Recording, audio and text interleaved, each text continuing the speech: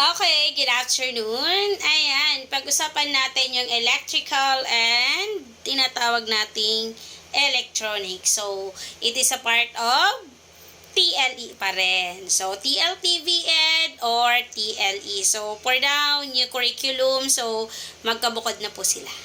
Okay. So, ayan, wala pa ako masyadong discussion about sa ano yung mangyayari. Dahil pinaghiwalay yung TLE and TLTV-Ed. Okay? So, pag-aaralan pa natin kung bakit.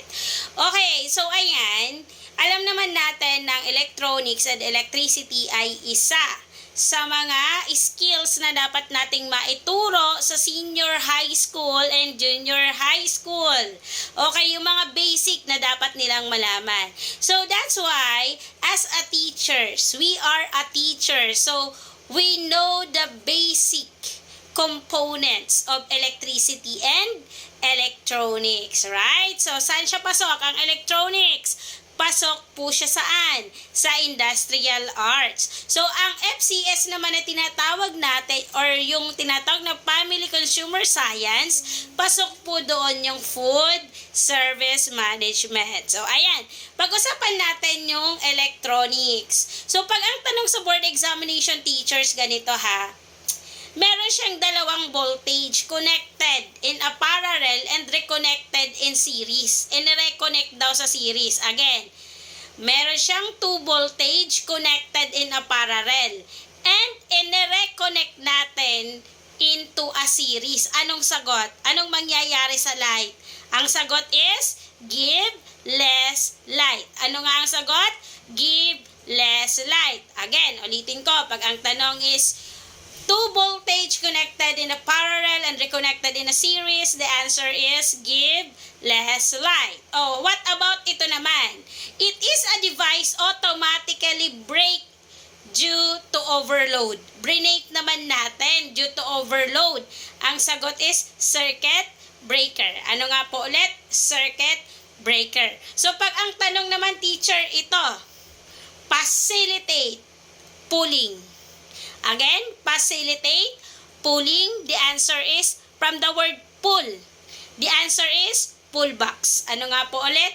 Pull box. O, pag ang tanong naman, it is a resistant coating or siya naman yung nagpo-protect sa mga wire. Anong tawag doon? Again, pag itang tanong, resistant coating for protection a wire, the answer is electrical, metallic, tubing. Ano nga po ulit? Electrical metallic tubing. Siya naman po yung nagpo-protect or siya yung resistant coating for a protection of a wire. So, teachers, tandaan yan ha, lalo na sa mga TLE warriors yan.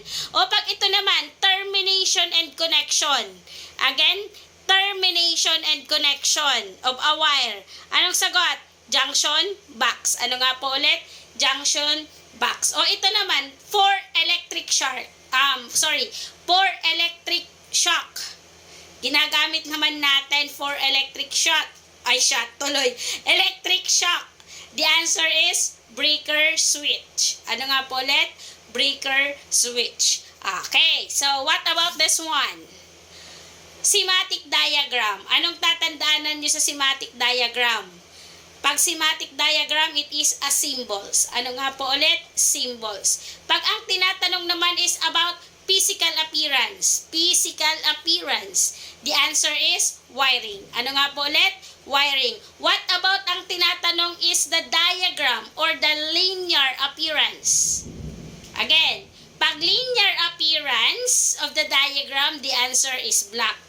Again, ulitin natin. Linear appearance, the answer is black diagram.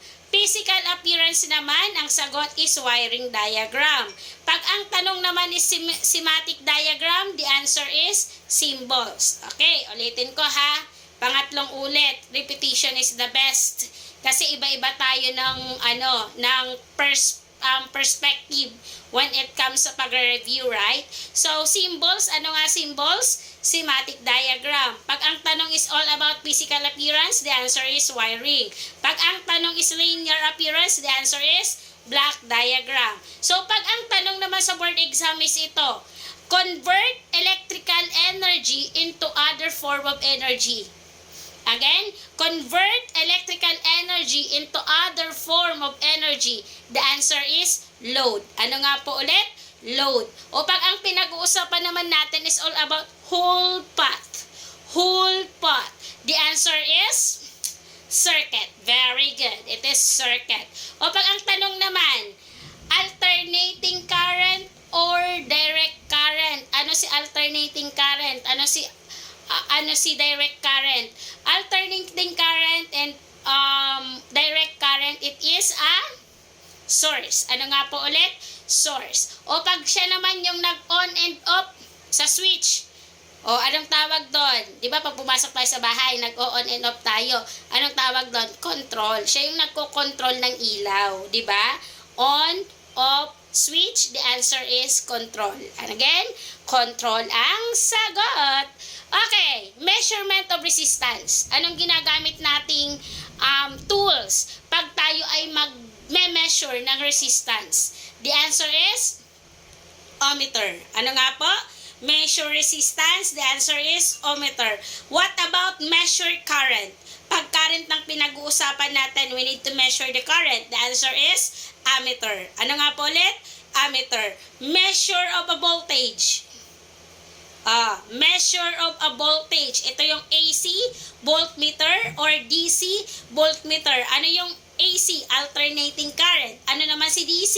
It is a direct current. Okay, pag ang tanong, measure a voltage, resistance, and current. Siya naman yung nagme-measure ng voltage. Involved na doon yung resistance, yung current. Ang sagot is dalawa lang naman yan. Kung may multitester ang isagot ninyo. Pero kung wala, you answer multimeter. Ano nga po ulit? Multimeter. What about naman for cutting and holding? Sa wiring. O, anong gagamitin natin? Pang-cut at ginagamit natin sa pag-hold natin? The answer is electrical plier. Ano nga po ulit? Electrical plier. Bawal ang kutsilyo dyan. Okay, teacher, bawal ang kutsilyo ang igamit natin dyan. Jointing. Ginamitan natin ng circuit board. Lalo na pag magsusulda tayo, may mga piyesa tayong tinitingnan dyan. The answer is soldering iron. Okay? Ano nga po ulit? Pagsusulda, jointing, or a circuit board, the answer is soldering iron. O ito, for pulling cartridge. For pulling cartridge, the answer is fuse puller. Ano nga po ulit? Fuse puller. Pag pulling cartridge, electricity and electronics, the answer is fuse puller. So, pag ang tinanong naman sa board exam, boring holes. Ayan. Boring holes. May nabasa kayong boring holes. The answer is mini drill. Ano nga po ulit? Mini drill. Driving. Hindi to sa pagdadrive kasi pinag-uusapan natin is electricity and electronics. Driving, the answer is screwdriver. Ano nga po ulit? Screwdriver. Pag may nabasa kayong driving dyan, the answer automatic, especially sa mga tools and equipment, it is very important to know that screwdriver, yung mga keyword na dapat nating tandaan. So, removing solder iron, pang-remove daw dito, the answer is desoldering pump. Gagamit tayo ng desoldering pump para matanggal yung soldering iron. So, pag rectifier naman ang tinatanong sa board exam, rectifier from the board keyword, rectifier, the answer is silicon diode. What is? Silicon diode. Detector signal, siya naman yung nagde-detect ng signal, especially sa radio. The answer is no other than crystal diode. Siya yung ginagamit para pang-detect sa signal, crystal diode. Ano naman ang lighting or LED? What is the meaning of LED or lighting? The answer is light emitting diode. What is? Light emitting diode. Kilala siya sa LED. Regulator. Siya naman yung nagre-regulate. The answer is rectifier diode. So, NPN base, positive, outward. Pag PNP base, negative, and Ward. So, teachers, thank you so much sa pakikinig sa past drills natin dito sa TLE Majorship. And I hope natuto po kayong lahat. It's me again,